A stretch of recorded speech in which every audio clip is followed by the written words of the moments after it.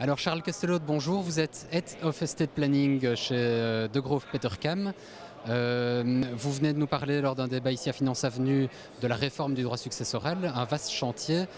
Concrètement, qu'est-ce que ça implique pour des particuliers en matière de succession? L'objectif de cette réforme du droit successoral, c'est justement de se dire que notre code civil date de Napoléon, de 1804, et qu'aujourd'hui, il n'est plus du tout adapté au mode de vie. Des familles sont recomposées, il y a une internationalisation des familles, des patrimoines. Et donc justement, cette réforme, l'objectif est de dire on va répondre à l'évolution, on va répondre à la manière dont les familles concrètement vivent aujourd'hui, et on va changer certaines règles. Alors parmi les règles qu'on voudrait changer, il y en a une qui est assez connue ou peut-être méconnue par certains, mais qui mérite d'être épinglée, c'est la question de la réserve et donc de la quotité disponible de l'héritage. Oui, voilà, tout à fait. Donc le Code civil prévoit qu'il y a des héritiers qui sont réservataires, c'est-à-dire des héritiers qui doivent être protégés. Concrètement, c'est le conjoint et les enfants. Et aujourd'hui, il y a des règles très strictes qui sont des fractions. Alors l'idée est de dire, mais au fond, est-ce qu'on ne doit pas évoluer vers plus de liberté, liberté pour le futur défunt, qu'ils puissent faire plus ce qu'ils veulent avec son patrimoine?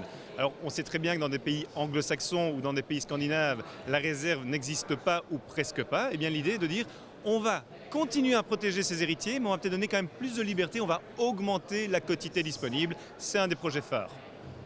Et parmi les autres projets, ou en tout cas parmi les règles qui ont déjà été légèrement modifiées, il y en a qui sont très intéressantes pour des particuliers qui par exemple voudraient que leur héritage aille plutôt à leurs petits-enfants. Oui, alors ça c'est ce qu'on appelle le saut de génération volontaire, c'est-à-dire qu'on peut très bien avoir une situation où un père décède, son fils souhaite renoncer à sa succession au profit de ses enfants à lui. Donc on va sauter une génération. Aujourd'hui, c'est possible que le fils dise « je renonce au profit non pas de mes frères et sœurs », puisque c'était le cas avant, mais de mes enfants. Et par là, on aura vraiment sauté une génération. La conséquence de cela, c'est qu'on ne paye qu'une seule fois des droits de succession. Et alors, parmi les règles qui restent encore à modifier, il y a aussi celles qui doivent mieux correspondre aux nouvelles formes de vie.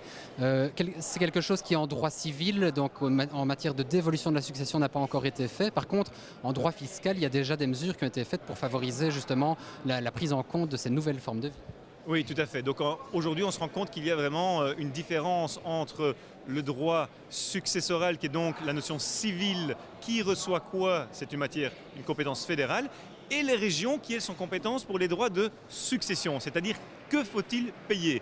Et là-dessus, il faut dire qu'il y a énormément d'avancées. Les avancées les plus récentes, c'est évidemment l'exonération de droits de succession sur le logement familial, pour ce que reçoit le conjoint, ça c'est quand même très très important. Et puis évidemment, ce sont les projets de diminution des droits de donation immobiliers. Ce que l'on peut constater, c'est qu'aujourd'hui, les régions ont vraiment utilisé leurs nouvelles compétences, elles sont attractives, tandis qu'au niveau fédéral, on n'a pas beaucoup évolué sur l'aspect civil, et ce serait peut-être bien justement qu'un jour, on se mette ensemble autour d'une table pour faire évoluer de la même manière ces matières.